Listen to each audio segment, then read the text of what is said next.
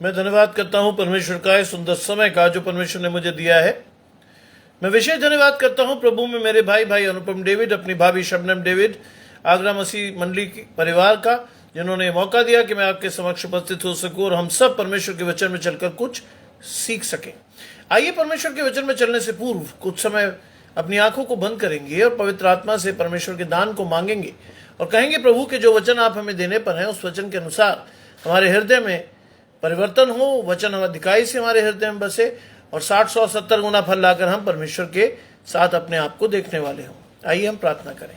तमाम आशीषों के देने वाले परमेश्वर यीशु मसीह में हमारे बाप और खुदा, हम धन्यवाद करते हैं सुंदर अवसर के लिए जो कि आपने हमें दिया है। विश्वास रखते हैं प्रभु कि जो भी वचन आपकी ओर से आएगा वो समझने और सीखने के लिए हम तैयार होंगे और इस वचन के द्वारा हम आशीषित होंगे और ये आशीष न सिर्फ हमारे तक जाएगी बल्कि हमारे द्वारा अन्य लोग भी उससे आशीषित हो पाएंगे। सब कुछ मांग लेते हैं आपके प्रिय पुत्र यीशु मसीह के नाम से, आमीन। आइए पढ़ने के लिए मेरे साथ निकाल लें भजन संहिता 37। शिलोमीत जी आ गई, धन्यवाद परमेश्वर का, उनके घराने को आशीष। सुबह हम मिलते हैं रोज और हम पढ़ रहे हैं भजन संहिता 37, उसका 23वें पद से लेकर के हम जाएंगे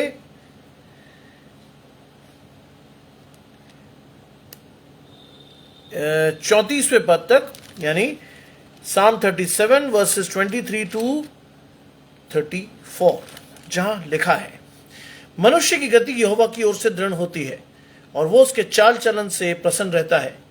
चाहे वो गिरे तो भी पड़ा न रह जाएगा, क्योंकि यहोवा उसका हाथ थामे रहता है। मैं लड़कपन से लेकर बुढ़ापे तक देखता आया हूं, परंतु मैंने कभी न धर्मी को त्यागा हुआ और न उसके वंश को टुकड़े मांगते देखा है। वे तो दिन भर अनुग्रह करके ऋण देता है और उसके वंश पर आशीष फलती है। बुराई को छोड़ और भलाई कर तो तू सर्वदा बना रहेगा, क्योंकि यहोवा न्याय से प्रीति रखता है और वो भक्तों को न तजेगा। उसकी तो रक्षा सदा होती है, परंतु दुष्टों का वंश काट डाला जाएगा। धर्मी लोग पृथ्वी के अधिकारी होंगे और वो उसमें सदा बसे रहेंगे। धर्मी अपने मुख से बुद्धि की बात करता और न्याय के वचन कहता है। उसके परमेश्वर की व्यवस्था उसके हृदय में बनी रहती है और उसके पैर नहीं फिसलते। विनी आई है, परमेश्वर का धन्यवाद। दुष्ट धर्मी की ताक में रहता है कि उसको मार डालने का यत्न करता है। यहोवा उसको उसके हाथ में न छोड़ेगा और जब उसका विचार किया जाएगा तब वो दोषी न ठहरेगा। यहोवा की बाट जोता रहे और उसके मार्ग पर बना रहे और वो तुझे बढ़ाकर पृथ्वी का अधिकारी कर देगा। तब दुष्ट काट डाले जाएंगे और तू देखेगा। ये परमेश्वर का वचन है। परमेश्वर का धन्यवाद हो। मैं थोड़ा सा लेट हुआ क्योंकि इग्नू से लौटने में ट्रैफिक बहुत था और आने में थोड़ी सी का विलंब हुआ। 7:02 पे यहाँ पहुंचा। परमेश्वर का धन्यवाद हो कि दोपहर में मैं इस वचन को परमेश्वर की सहायता से ढूंढ चुका था और आते ही मैं इस वचन में आपके साथ बन गया हूं। और वो लिखता है भजनकार कि मनुष्य की गति यहोवा की ओर से दृढ़ होती है। यहां दो चीज आपको और मुझे सीखनी है और वो है यहोवा, मनुष्य की गति दृढ़ होती है यहोवा की ओर से। आज मैं और आप जो भी कुछ कर रहे हैं, यदि वो परमेश्वर की ओर से है, यदि हम परमेश्वर को आधार मानते हुए कर रहे हैं, तो इस बात को विश्वास रखिएगा कि परमेश्वर आपको उस जगह पर ना सिर्फ बसाएगा बल्कि दृढ़ भी करेगा। आप सोचिए कि मैं एक ऐसे कॉलोनी में रहता हूं जहां मुझे छोड़ और भी कोई मसीही नहीं है, लेकिन आज भी मैं 2008 से और आज तक मैं इस बात की गवाही दे सकता हूं कि परमेश्वर ने आज तक इस कॉलोनी में बहुत आशीष दी। लोग बहुत इज्जत और आशीष से मिलते हैं और ये परमेश्वर की ओर से है, क्योंकि मनुष्य की गति यहोवा की ओर से दृढ़ होती है और वो उसके चलन से प्रसन्न रहता है। अपने मार्ग को जब हम परमेश्वर के साथ जोड़ देते हैं तो परमेश्वर हमारे मार्गों से प्रसन्न रहता है और आशीष हमारे घराने पर फलती है। मैंने लगभग आगरा में आकर 2.5 वर्ष तक विभिन्न स्थानों पर, आगरा के विभिन्न स्थानों पर घर की तलाश की और मैं जब घर तलाशने निकलता था तो मैं सिर्फ यही प्रार्थना करके जाता था, प्रभु आप जिस जगह चाहते हैं वही स्थान मुझे दिया जाए, उसी स्थान पर आशीष फलेगी, क्योंकि वो आपकी ओर से होगा। और परमेश्वर ने 2.5 वर्ष के बाद ये जगह मुझे चुनकर दी। और मैं कहता हूं कि मेरा बड़ा बेटा जब आया था तो बहुत छोटा था, और जब मेरा छोटा बेटा यहीं पैदा हुआ और परमेश्वर की आशीष स्थान पर मुझे मिली, क्योंकि यहोवा हमसे प्रसन्न था। और ये मेरे जीवन का आधार है। जब आप पढ़ेंगे इस चीज को, 24वीं आयत कहती है, चाहे वो गिरे तो भी पड़ा ना रह जाएगा। किनको कह रहा है प्रभु? परमेश्वर कह रहा है धर्मी लोग अगर गिर भी जाएं, क्योंकि शैतान हमारे मार्ग में फंदे लगाता है, शैतान हमारे मार्ग में रुकावटें रखता है, शैतान हमारे जीवनों में बाधा लगाता है, और अगर हम गिर भी जाएं तो क्या होगा? तो भी पड़े नहीं रहेंगे, हम वहां रहेंगे नहीं। क्यों? लिखा है यहोवा उसका हाथ थामे रहता है। ये आशीष हाँ और आमीन के साथ मैं आपके साथ शेयर कर रहा हूं कि यदि शैतान हमें गिरा भी दे तो भी परमेश्वर का दाहिना हाथ हमें संभाले रहेगा। कब? जब हम यहोवा में दृढ़ बने रहते हैं तब। क्योंकि बाइबल कहती है कि परमेश्वर का वचन जब हमारे चित्त पर बसता है तो वो हमें हर उस तकलीफ से, हर उस परेशानी से जो हमारे जीवनों में शैतान दे सकता है, बचाता है। शैतान हमारे मार्ग में कई फंदे लगाता है, शैतान हमारे मार्ग में कई रुकावटें लाता है, लेकिन वो सारी रुकावटें परमेश्वर की ओर से दूर होती हैं, क्योंकि परमेश्वर का हाथ हमें थामे रहता है। और भजनकार लिखता है कि मैं लड़कपन से बुढ़ापे तक देखता आया। क्या देखा उसने? ये आशीष मेरे घराने पर है।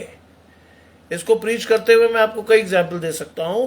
लिखा है मैं लड़कपन से बुढ़ापे तक देखता आया, परंतु ना तो मैंने कभी धर्मी को त्यागा और ना उसके वंश को टुकड़े मांगते देखा है। ना मैंने कभी धर्मी को त्यागा हुआ और ना उसके वंश को टुकड़े मांगते देखा है। मेरे पिता अक्सर कहा करते थे, बेटा जीवन में अगर हम परमेश्वर का हाथ थामे नहीं होते तो क्या होता? एक आम आदमी की तरह हम भी स्ट्रगल करते, एक आम आदमी की तरह हम भी जूझते, एक आम आदमी की तरह हम भी हर गलत काम करके कहीं ना कहीं अपनी जगह बनाने का प्रयास करते, और नतीजा होता कि एक बहुत छोटी सी जगह पर परमेश्वर या शैतान हमें बसा भी देता, तो जिंदगी भर हमें बहुत सारी परेशानियों का सामना करना पड़ता। लेकिन परमेश्वर ने ऐसा नहीं किया।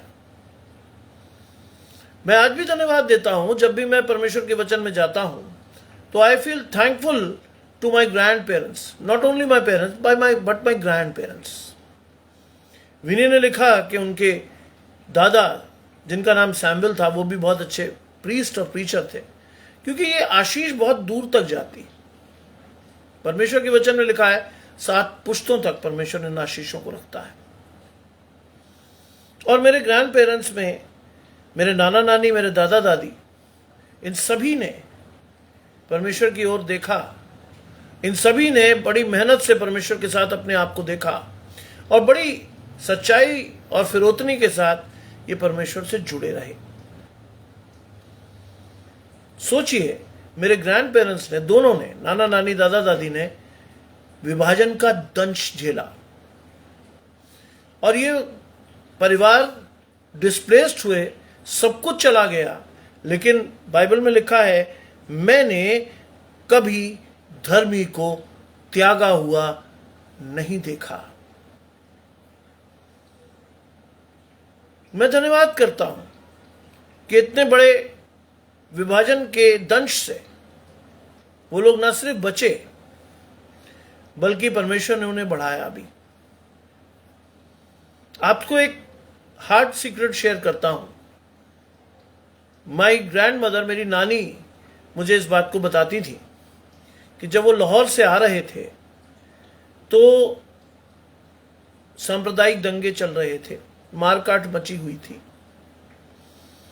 और इस कदर खूनरेजी हो रही थी, इस कदर मारकाट हो रही थी कि बिना सोचे समझे नरसंहार हो रहा था, जिसे अंग्रेजी में मैसेकर कहते हैं, हो रहा था। लेकिन वहां भी एक वर्ग बचा हुआ था। जानते कौन सा? मसीही लोग। कैसे? ये आपको मैं फर्स्ट हैंड इंफॉर्मेशन दे रहा हूं, और फर्स्ट हैंड इंफॉर्मेशन में जो चीज आपको और मुझे जाननी है वो क्या है? वहां लाहौर की साइड से जब गाड़ी चलती थी तो मुस्लिम्स घुसते थे और वो सबसे पूछते थे नाम पता, और जो उनको समझ नहीं आता था उसकी हत्या हो जाती थी। कई लोग जब हाथ पैर जोड़ते थे तो वो कहते थे कि भाई तुम्हें प्रभु की प्रार्थना आती, लॉर्ड्स प्रेयर आती?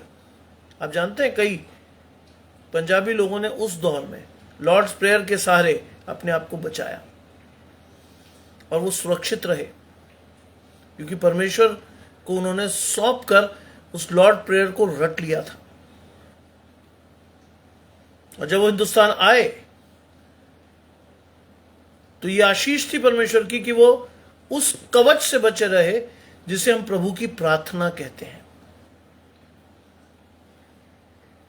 मेरी नानी मुझे अक्सर बताया करती थी, क्योंकि लाहौर से आई थी, अक्सर वो बताती थी कि हमने कई लोगों को अपने सामने मरते हुए देखा, कई लोगों की हत्या होते हुए देखी, लेकिन परमेश्वर ने बचाया, क्योंकि हमें परमेश्वर का हाथ थामे हुए था। दूसरी चीज, और ना उसके वंश को टुकड़े मांगते देखा। टुकड़े मांगने की बात जानते हैं? जसवंत भाई जोड़ रहे हैं, परमेश्वर का धन्यवाद। टुकड़े मांगने की बात जानते हैं? मैंने आपको बताया था कि मेरे एक मित्र ने मुझे कहा कि अगर तेरा बेटा एमए कर रहा है तो सोच क्या भविष्य होगा उसका। आज एक सामान्य पढ़ाई की कोई कीमत नहीं है, और ये बात मुझे विचलित कर गई। मैं परमेश्वर के वचन में गया और इस आयत को पढ़ने के बाद मेरे दिल में ठंडक पहुंची, क्योंकि आयत में लिखा है, मैंने उसके वंश को कभी टुकड़े मांगते नहीं देखा। इस वचन को पढ़ के मुझे असीम शांति हुई, क्योंकि अगर आप परमेश्वर की सेवा कर रहे हो तो परमेश्वर की आशीष कभी दोयम दर्जे की या सेकंड बेस्ट आपके जीवन में नहीं आएगी। और ये प्रचार करने के बाद मैं सीधा अपने परिवार के साथ बैठूंगा प्रार्थना में, and will share the word of God together, और अपने एक्सपीरियंसेस को, अपने दिन भर के एक्सपीरियंस को हम आपस में शेयर करेंगे। फ्रीली परमेश्वर के पवित्र आत्मा के पास जाएंगे और परमेश्वर से कहेंगे, प्रभु जिस वचन को आप देने को हैं वो वचन हमें मिले, क्योंकि कल सुबह स्वतंत्रता दिवस है और ठीक 6 बजे परमेश्वर का आदेश है कि मैं ऑनलाइन चला जाऊं, क्योंकि 7:45 बजे I have to be in the college for chapel. So ये आशीष है। लिखा है, वो तो दिन भर अनुग्रह करके ऋण देता है। बहुत मुश्किल काम है ये। दिन भर वो अनुग्रह करके ऋण देता है। बाइबल में लिखा है ऋण के बारे में, फिर ना पाने की आस रखते हुए दो। क्यों लिखा है ऐसा? फिर ना पाने की आस रखते हुए दो का मतलब है कि अगर आप किसी को दे रहे हो, अगर वो लौटा दे तो ठीक, नहीं लौटाए तो उसकी पूर्ति कौन करेगा? परमेश्वर। और ये चीज मैंने एक गैर मसीह प्रोफेसर साहब के साथ देखी, वो आज इस दुनिया में नहीं है। हमारे चीफ डॉक्टर हुआ करते थे, doctor Prakash Chandra, non Christian थे, लेकिन उनमें परमेश्वर की स्पिरिट भर भर के थी। अक्सर उनके पास बच्चे चले जाते थे ये कहते हुए कि सर फीस कम पड़ गई, हॉस्टल से पैसे नहीं आए, ये हो गया वो हो गया। और मैं कई बार इस बात को देखता था कि उस व्यक्ति ने कभी भी किसी से ये नहीं पूछा कि भाई तू कौन है, मैं तुझे पैसे क्यों दूं, मैं तुम्हें जानता हूं। हमेशा उनका हाथ पीछे जेब में जाता था और वो पूछते हैं हाँ भाई कितने पैसे चाहिए, सर इतने दे दीजिए, और उसने तुरंत निकाल कर दिए। और चलते हुए बच्चे से कहता था देख बेटा, जब हो लौटा देना, तेरे किसी भाई के काम आ जाएंगे। जानते हैं उनके बच्चे कहां हैं आज? वो तो नहीं है इस दुनिया में। उनका बेटा आज आईसीआईसीआई बैंक के मैनेजमेंट में पूरे इंडिया का वाइस प्रेसिडेंट है। एक बात ध्यान रखिएगा, परमेश्वर की आशीष फलती है अगर आप परमेश्वर के पैरामीटर्स पे खड़े हो। और वो हमेशा कहते थे कई लोग दे जाते हैं भाई, कई नहीं भी दे जाते, कई लोग उल्लू बना जाते हैं, मुझे कोई फर्क नहीं पड़ता। मैंने कहा सर आपका हार्ड अर्न मनी है, इतनी मेहनत करके आप कमा रहे हो, ऐसी दे देते हो? कहते यार ठीक है। अब बच्चा मेरे पास आ ही गया और कई सीनियर प्रोफेसर उनके पास भेज देते, आप पैसा चाहिए प्रकाश सर के पास चले जाओ, दे देंगे। अक्रॉस द फैकल्टी लोग उनसे पैसे मांगने चले आते थे और उस बंदे ने कभी मना नहीं किया। उनके 2 बच्चे थे, बेटे के बारे में बता चुका हूं, मुंबई में वो एक बहुत ही सीनियर पोजीशन में है। आप और मैं जैसे दिल्ली से मुंबई ट्रेन में जाते हैं, वो मुंबई से न्यूयॉर्क महीने में 4-5 बार ट्रैवल करता है। परमेश्वर की आशीष ठहरती है, ये जीवंत उदाहरण है। उनकी बिटिया थी, वो कॉमर्स में उसने किया, एमकॉम की, और वहीं से एक प्रोफेसर साहब ने उनको पीएचडी कराई। आज एक यूनिवर्सिटी में वो डीन की हैसियत से फैकल्टी की हेड है। और ये सब बच्चे मुझसे बहुत छोटे हैं। आज भी मुझे बहुत खुशी होती है जब वो परिवार या वो लोग कभी कभी आगरा आते हैं, मिलते हैं, तो I love to see them. क्योंकि इतने बड़े पद पर पहुंचने के बाद भी विनम्रता नहीं गई। आज भी वो बच्चे जहां मिलते हैं पैर छूकर आशीर्वाद देते हैं, जहां मिलते हैं पूरी खुशी से ये बताते हैं कि अंकल हमने ये कर लिया। ये है आशीष, क्योंकि वो दिन भर अनुग्रह करके ऋण देता है और उसके वंश पर आशीष फलती है। वेदर यू आर क्रिश्चियन और non Christian, if you set yourself within the parameters of God, you are going to be rewarded. अगर आप परमेश्वर के पैरामीटर्स के हिसाब से अपने आप को बना लेते हैं तो परमेश्वर की आशीष आएगी। मैंने अपने जीवन में वो पहला नॉन क्रिश्चियन व्यक्ति देखा जिसने कभी भी किसी से भी ये नहीं पूछा कि साहब कहाँ है तू, कहाँ है पैसे मेरे, देगा नहीं देगा, क्या है क्या नहीं है। वो कहते ले जाया। अनुग्रह है, इसमें अंडरलाइंड वर्ड है अनुग्रह। उनसे मैं थोड़ा बहुत सीख पाया। आज मेरे पास अगर कुछ होता है और सामने वाला अगर नीडी है तो बाइबल के अनुसार मैं ये कभी नहीं कहता कि जा कल फिर आना, जो है दे दो।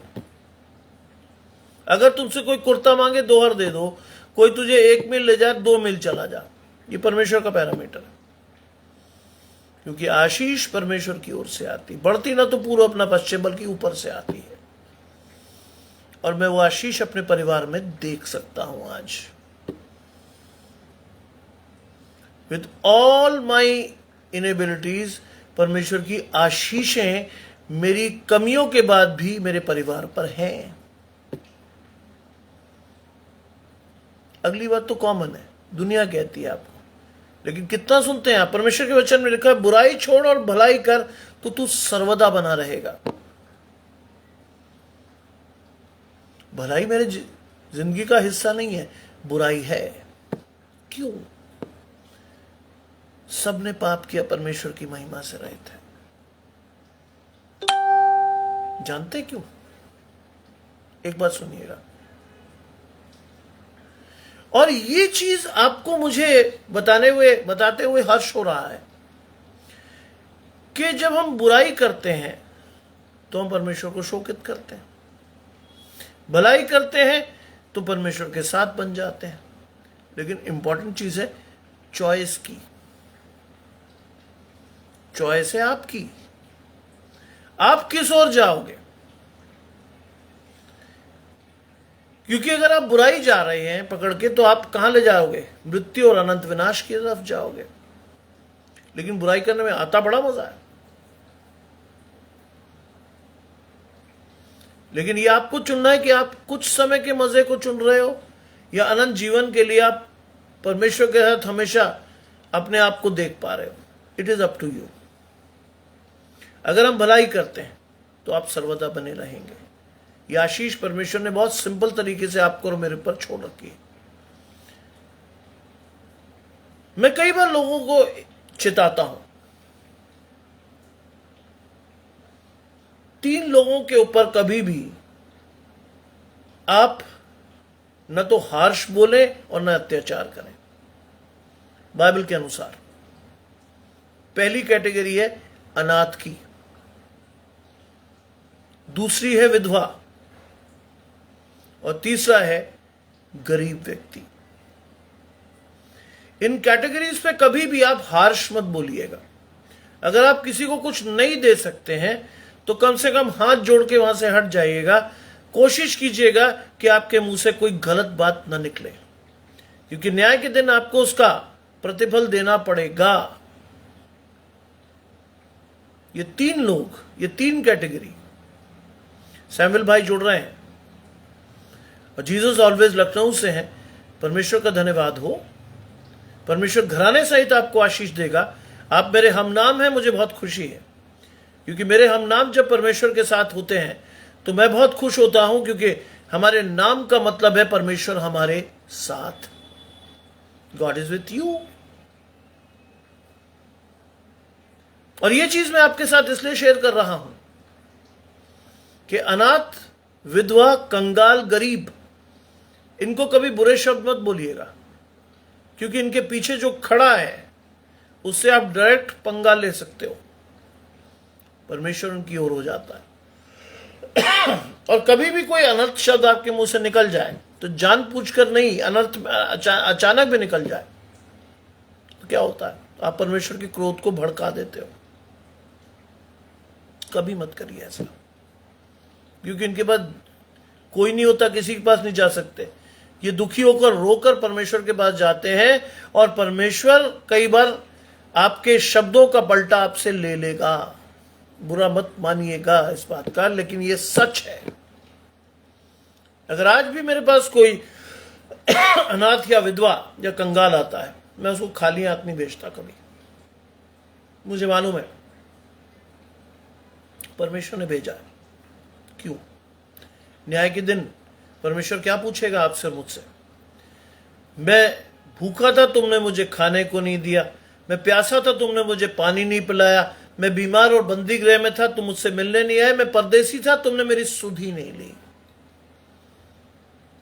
ध्यान रखिएगा, एक छोटी सी बात, जो तुमने छोटों में से छोटों के साथ किया वो तुमने मेरे साथ किया।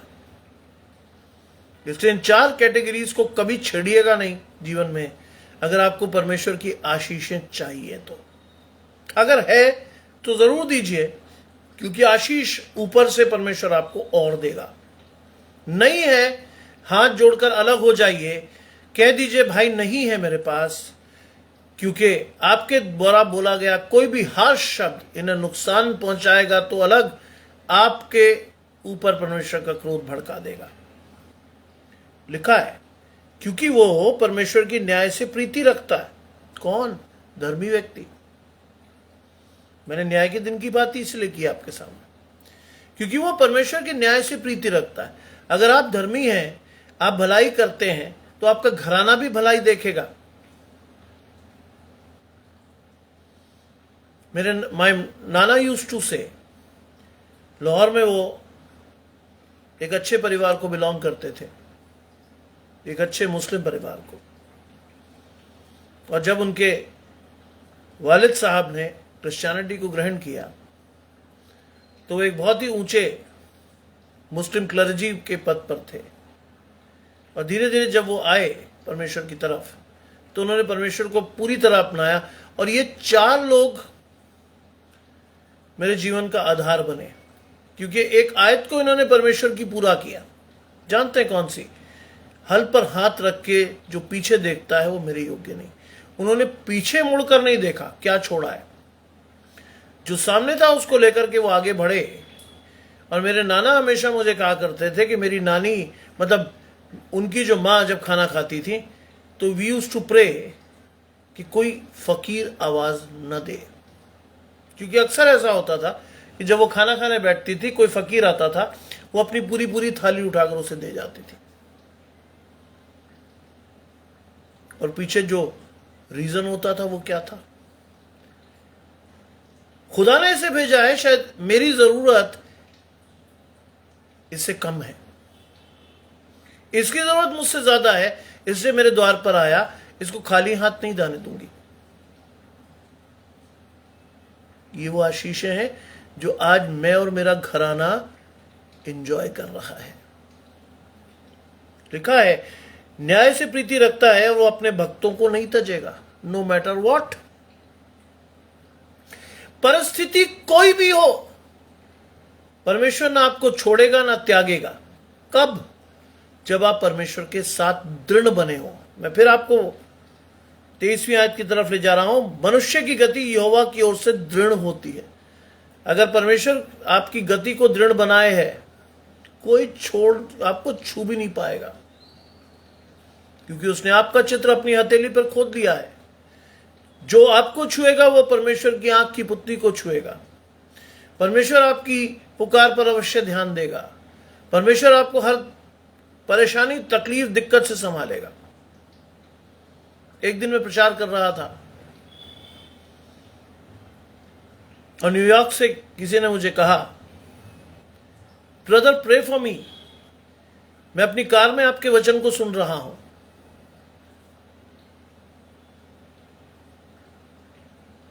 मैंने उसी लाइव सेशन में पूछा, prayer, I am praying for you brother, पर बट फॉर व्हाट? किसके लिए दुआ करूं? उसने कहा, मैं एक बहुत ही लंबे सफर पे हूं और आपके शब्दों से मैं बहुत आशीषित हो रहा हूं, और मैं चाहता हूं कि आप मेरे लिए इसी लाइव सेशन में प्रार्थना करके मुझे आशीष दें कि मैं सुरक्षित वहां पहुंचूं जहां मैं जा रहा हूं। मैंने उसी सेशन में प्रार्थना की कि परमेश्वर के दूत छावनी किए हुए आपको बचाएंगे। और अगले दिन जब मैं लाइव सेशन में गया, उसने अपनी गवाही शेयर की कि अमेरिका की सड़कें बहुत डाइसी हैं, लोग बहुत रैश चलते हैं, एक्सीडेंट में लोग खत्म हो जाते हैं, लेकिन आपके शब्दों के बाद परमेश्वर की आशीष ठहरी और मैं सुरक्षित पहुंच सका। लिखा है, वो अपने भक्तों को नहीं तजेगा। परमेश्वर के वचनों को आप जीवन में अगर अपने साथ रखते हो, परमेश्वर नहीं छोड़ता कभी। मैंने अपनी जिंदगी में बहुत सारे झटके लिए हैं, बहुत सारे। कई बार मुझे लगा खत्म, सब कुछ गया, लेकिन परमेश्वर ने हमेशा चिताकर कहा, अभी नहीं, अभी तेरा समय नहीं आया, अभी नहीं। और जिसे अंग्रेजी में आज एक वर्ड यूज करते हैं ना, bounce back, God bounce me back to the normal. परमेश्वर मुझे वापस ले आया सब चीजें। और आपको इस बात बताकर उत्साहित करता हूं कि जितनी बार मैं परेशानी में गिरा, अगली बार आशीष उतनी ही बड़ी आई। परमेश्वर हमें परीक्षा में डालकर हमारी विश्वास योग्यता को परखता है, और अगर हम विश्वास से परमेश्वर की ओर देखते रहते हैं तो परमेश्वर पहले से अधिक आशीषों के साथ हमें उठाता है। वो अपने भक्तों को न तजेगा। लिखा, उनकी तो रक्षा सदा होती है, परंतु दुष्टों का वंश काट डाला जाएगा। उनकी रक्षा सदा होती है, दैट इज फॉर श्योर कि उनकी रक्षा है। God is going to protect them, लेकिन दुष्टों का वंश काट डाला जाएगा। मैं हमेशा एक से कहता हूं, जो लोग आज मुझे बहुत उछलते कूदते, सिगरेट, शराब, क्लब, इधर उधर हर गलत काम बड़े लालसा से करते हुए देखते हैं, मैं हर एक से कहता हूं, शायद आपको सजा ना मिले। लोग मुझे कहते फिर, मैंने कहा, जिंदगी में आप जिसे प्रिय जानते हो, सजा उस पर ठहरा रहे हो आप। क्यों? मैंने कहा अपने दिल से सोचो, आप किसको प्रिय जानते हो? फिर लोग मुझे कहते यार मेरा तो बच्चे मुझे बहुत प्रिय है। मैंने देखो, मेरे जीवन में एक बहुत बड़ी घटना है, मैं आपको आज आपसे रूबरू कराता हूं। मेरे घर से कुछ ही दूर पर आगरा के एक बहुत अच्छे डॉक्टर रहते हैं, लेकिन उनके बारे में मशहूर है कि वो अपनी फीस कभी नहीं छोड़ते, और गरीब से भी वो चाहे उसके पास हो या ना हो फीस रखवा लेते हैं।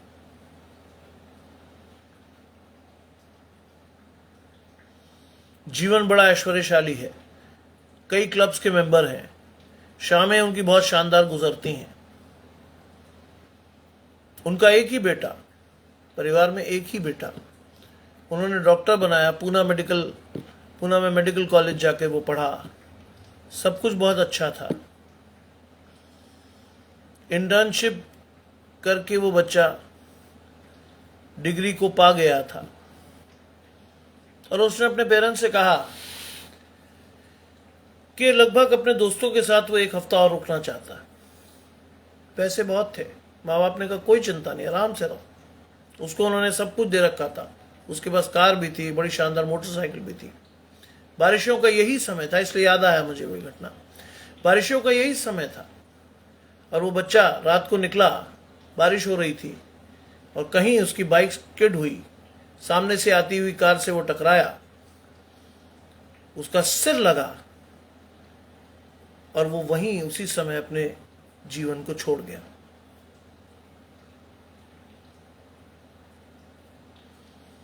उसकी जब बॉडी आई,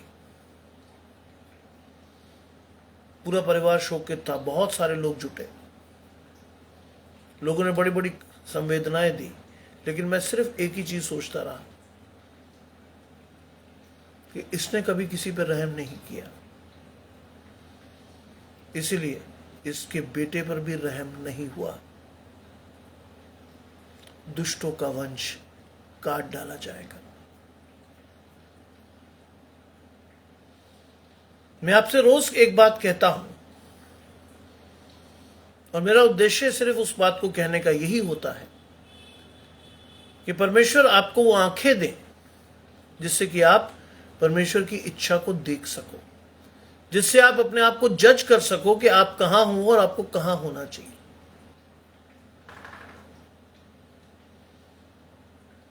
और जिस दिन आप ये जज करने लगोगे,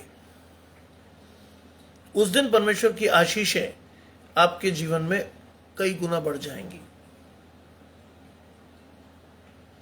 और आशीष अगली आयत में आपके और मेरे लिए है। धर्मी लोग पृथ्वी के अधिकारी होंगे और उसमें सदा बसे रहेंगे। यह आशीष दी हुई है परमेश्वर ने आपको और मुझे। अगर मैं और आप उसका मोल नहीं समझ रहे तो हम अभागे हैं। धर्मी लोग पृथ्वी के अधिकारी होंगे। आज आपको लगता है कि आप दीनहीन हैं, आज आपको लगता है कि संसार में आपकी कोई पहचान नहीं है।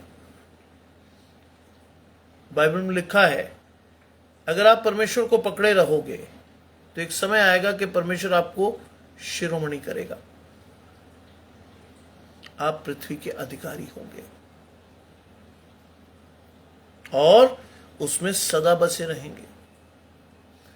यह आशीष हर एक के लिए नहीं है, सिर्फ उनके लिए है जो परमेश्वर के साथ अपने आप को बनाए रखते हैं।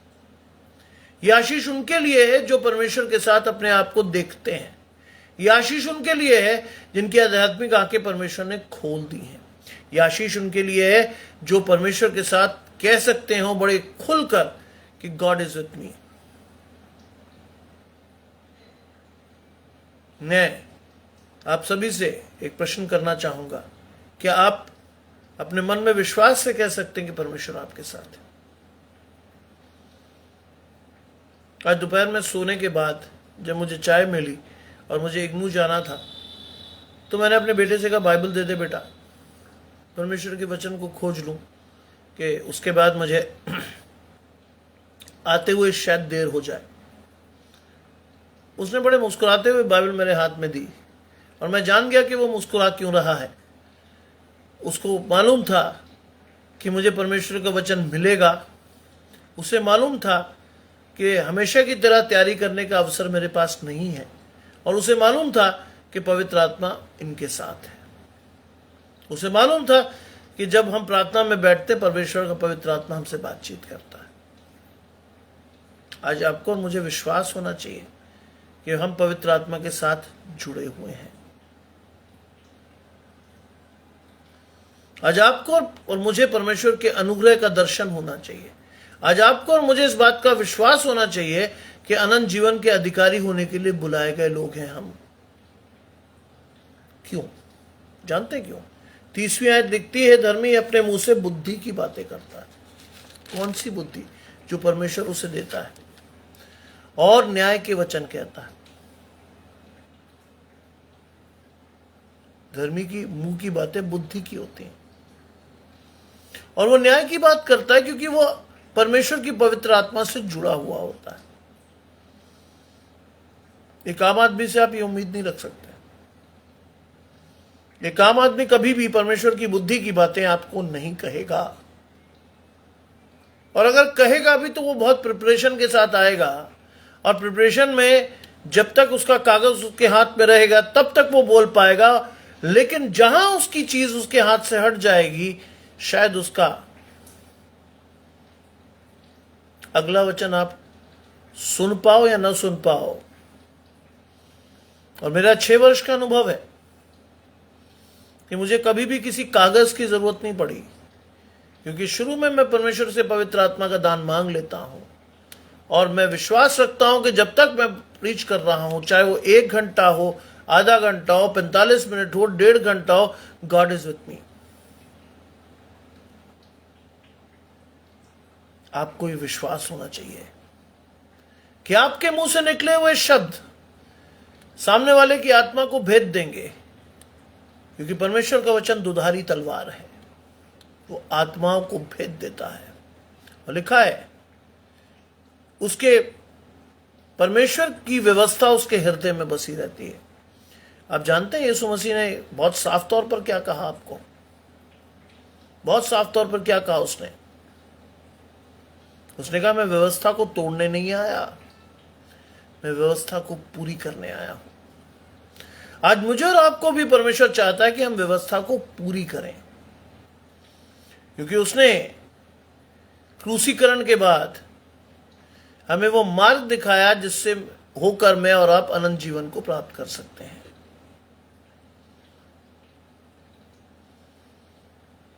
आज अगर क्रूस की कथा हमारे लिए मूर्खता नहीं है, तो हमारे लिए ये वचन है कि हम परमेश्वर की व्यवस्था को अपने हृदय में बसाए रखते हैं।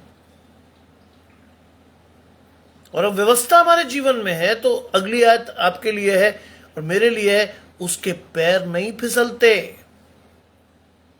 हमारे पैर नहीं फिसलते। चाहता है परमेश्वर कि हम दृढ़ बने रहें परमेश्वर में, हमारे पैर नहीं फिसले, हम लोगों के लिए आशीष का कारण हो, ठोकर का कारण न बने।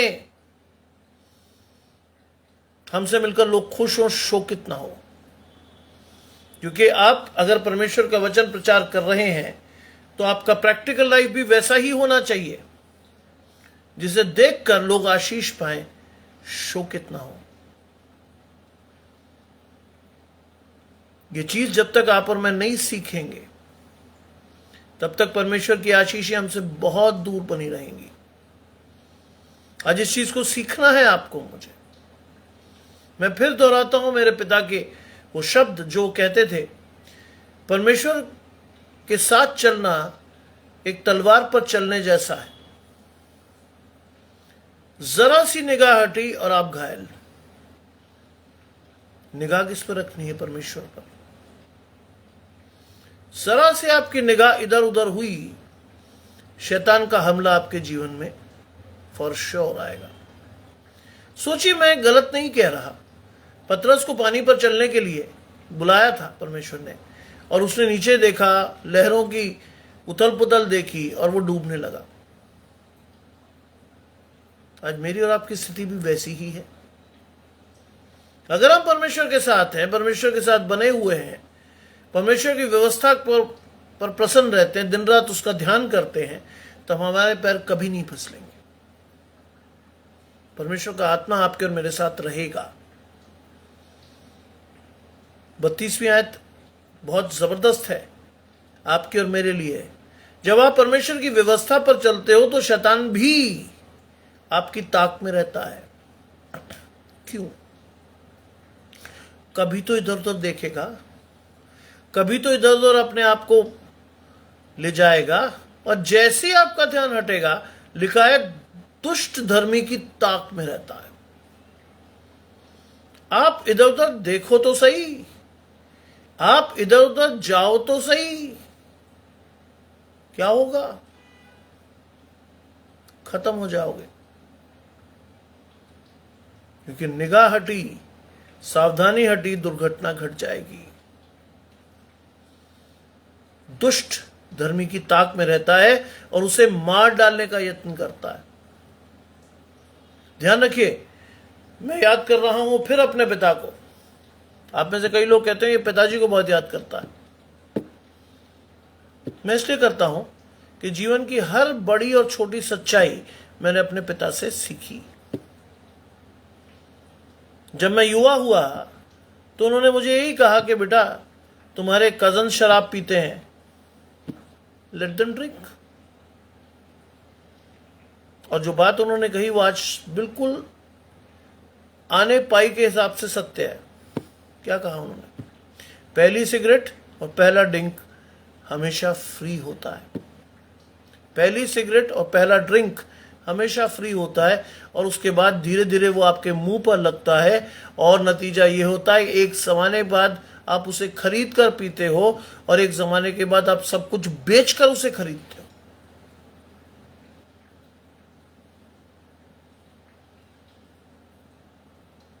दुष्ट धर्मी की ताक में रहता है।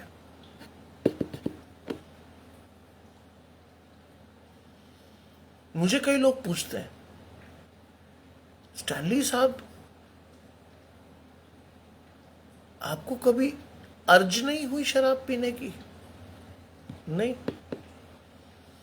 कैसे हो सकता है यार?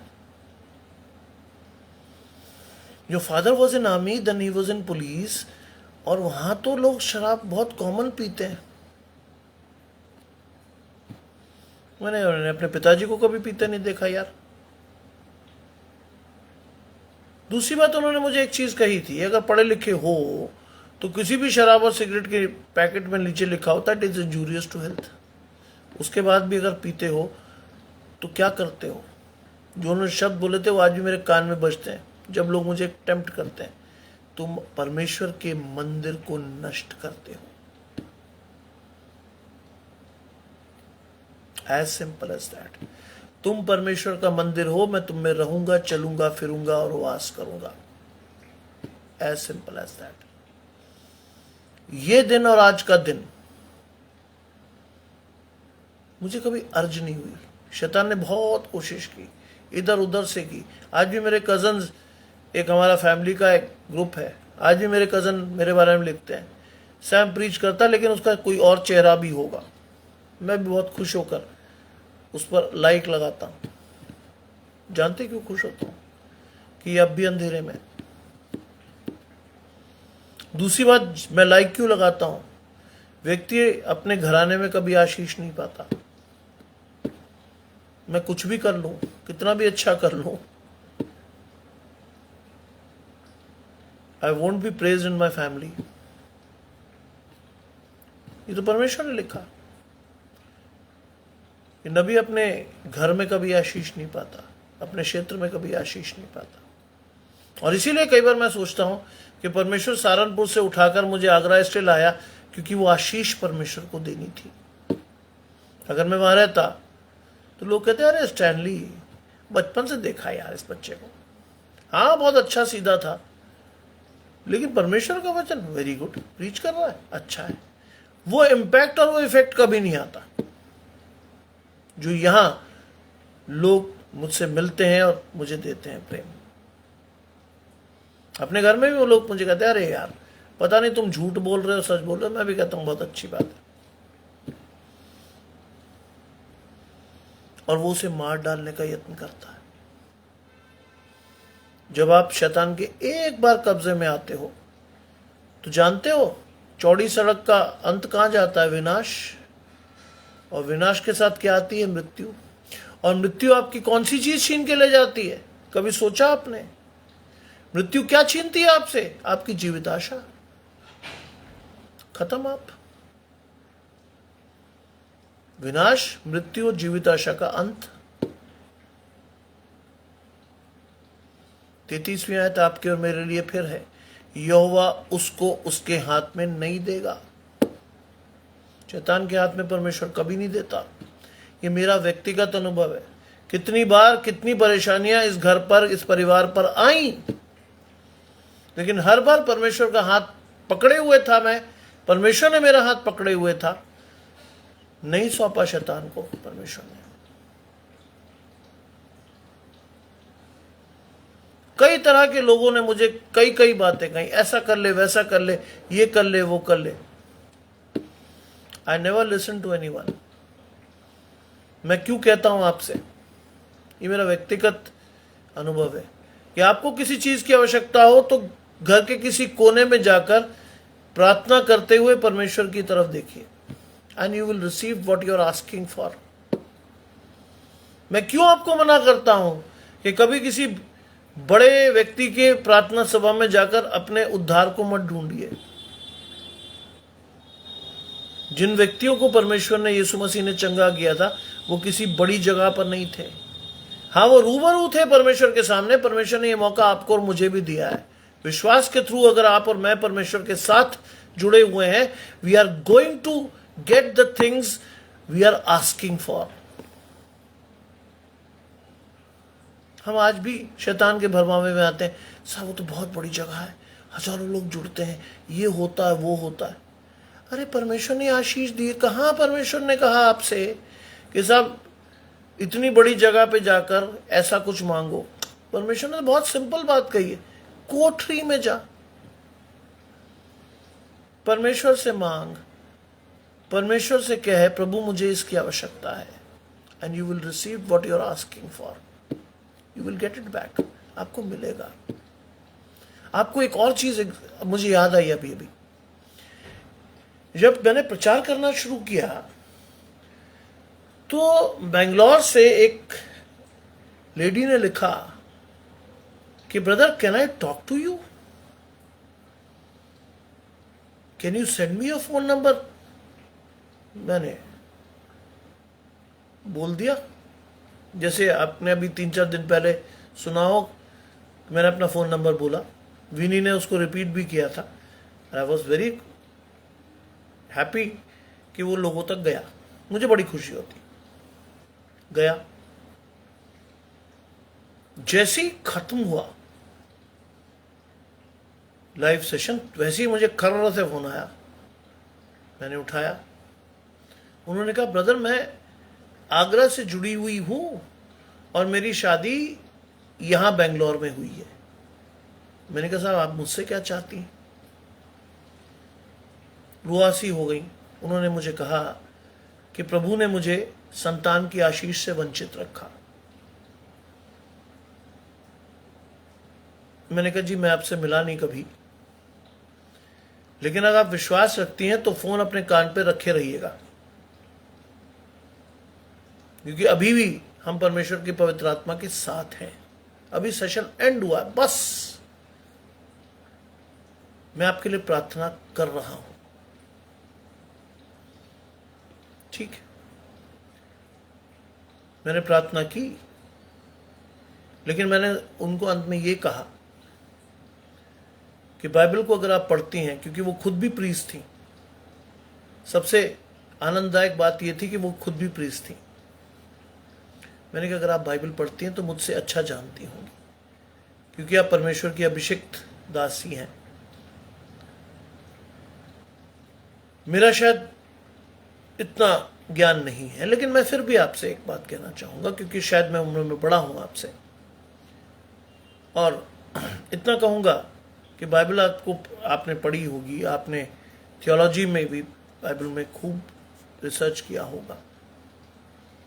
वहां कहीं नहीं लिखा कि किसी के विश्वास ने किसी को चंगा किया। मैंने आपको प्रार्थना करके एक बीज आपके जीवन में दिया है। परमेश्वर से प्रार्थना कीजिएगा, क्योंकि उन्हीं दिनों मेरा बेटा 2-3 साल का था और ये एक्सपीरियंस मुझे था कि 11 साल बाद कैसे परमेश्वर ने मेरे घर में दूसरे बेटे को दिया है। तो मैंने उत्साहित किया उन्हें कि साहब चिंता ना कीजिएगा, परमेश्वर की ओर देखते रहिएगा, and you will be getting your due very soon. जानते हुआ क्या, तो एक बच्चा मांग रही थी। परमेश्वर ने उनके विश्वास को देखा और आज वो 2 बेटों की मां है।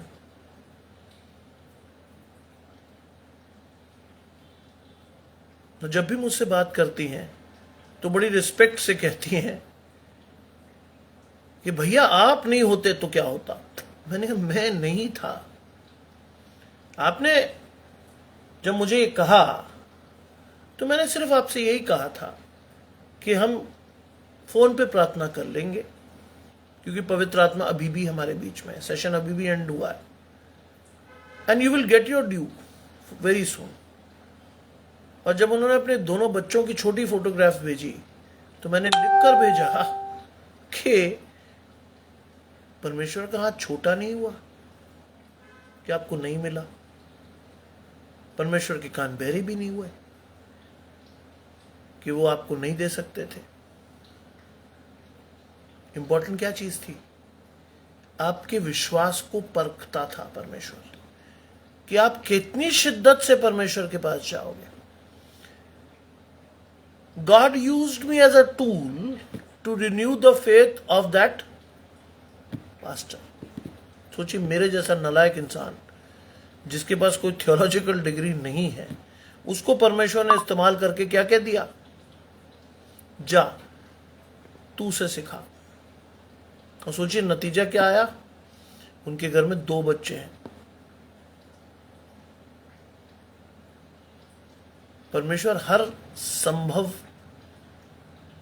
असंभव काम को आपके लिए संभव कर सकता है, हर असंभव काम। मैं इसीलिए किसी और की टेस्टिमनी नहीं देता, मुझे नहीं मालूम वो कितनी सच है कितनी नहीं, लेकिन जो मेरे साथ परमेश्वर करता मैं आपको बता देता हूं। अब भी वो मुझे कहती हैं, भैया मैं आपको एयर टिकट भेज दूंगी फैमिली समेत, कैसे भी करके बेंगलोर आ जाइए। मैंने कहा बहन मेरे पास टाइम नहीं है, मेरे पास इतनी जिम्मेदारियां कॉलेज में, मेरे पास समय नहीं है, लेकिन आप कभी आगरा हो तो will be thrilled to see you as mother and father of 2 young boys. ये आशीष है परमेश्वर की, लिखा है। और जब उसका विचार किया जाएगा तब वो उसे दोषी नहीं ठहराएगा। शैतान आपको बार बार दोषी ठहराने की कोशिश करेगा परमेश्वर के सामने। परमेश्वर को पता है, क्योंकि वो मन को जांचता है, इसलिए वो आपको दोषी नहीं ठहराएगा, कभी भी नहीं ठहराएगा। 34वीं और अंतिम आयत कहती, यहोवा की बाट जोता रहे। मुश्किल काम है, देखिए इंतजार करना is a very difficult task,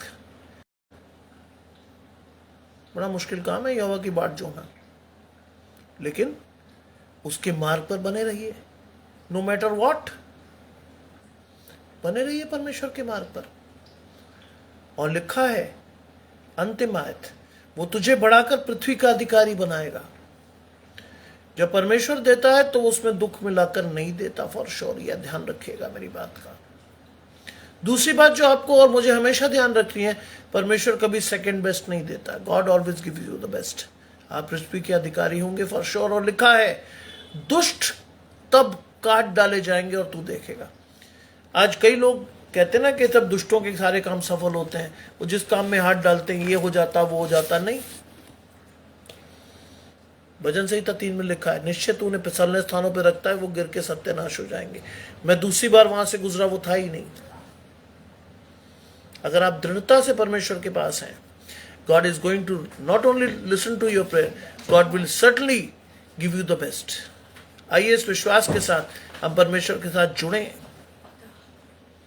क्योंकि बहुत बड़ी आयत है जिसके साथ मैं समाप्त कर रहा हूं। हर बुराई मिलकर भलाई को उत्पन्न करती है, वे जो यहोवा के खोजी हैं। हर बुराई। आज आपको और मुझे उस यहोवा को खोजते रहना है। आपके जीवन में कुछ भी आएगा वो आपके लिए भलाई में बदलकर आपके जीवन को आशीष देगा। आइए प्रार्थना करें। तमाम आशीषों को देने वाले परमेश्वर यीशु मसीह में हमारे बाप और खुदा, विश्वास रखिए कि आप हमारे साथ हैं प्रभु। हम विश्वास रखते हैं कि आप हमारे साथ हैं। जितने लोग सुनते हैं उनमें से एक भी अपने प्रतिफल को न खोए। विश्वास के साथ हम आगे बढ़ें और विश्वास के साथ परमेश्वर की आशीषें हम पर ठहरी रहें। कल सुबह जब 6 बजे हम परमेश्वर के साथ जुड़ते हैं तो वो भी आशीष हमारे साथ रहे, क्योंकि कल स्वतंत्रता दिवस है। हम उन लोगों को याद करेंगे जिनकी वजह से हम आज इस पृथ्वी पर स्वतंत्रता से सांस ले रहे हैं। हम याद करेंगे परमेश्वर की उस बड़ी महान योजना को जिसके द्वारा हम बुलाए और ठहराए गए। आज की रात हम में से हर एक व्यक्ति आपके हाथ के नीचे प्रोटेक्टेड रहे, अच्छी तरह सोएं, हर शैतान की युक्ति से बचे रहें और कल सुबह की रोशनी देखकर फिर आपके साथ बन जाए। यीशु मसीह के नाम से मांगते हैं, आमीन। आपको मेरे और मेरे परिवार की ओर से जय मसीह की।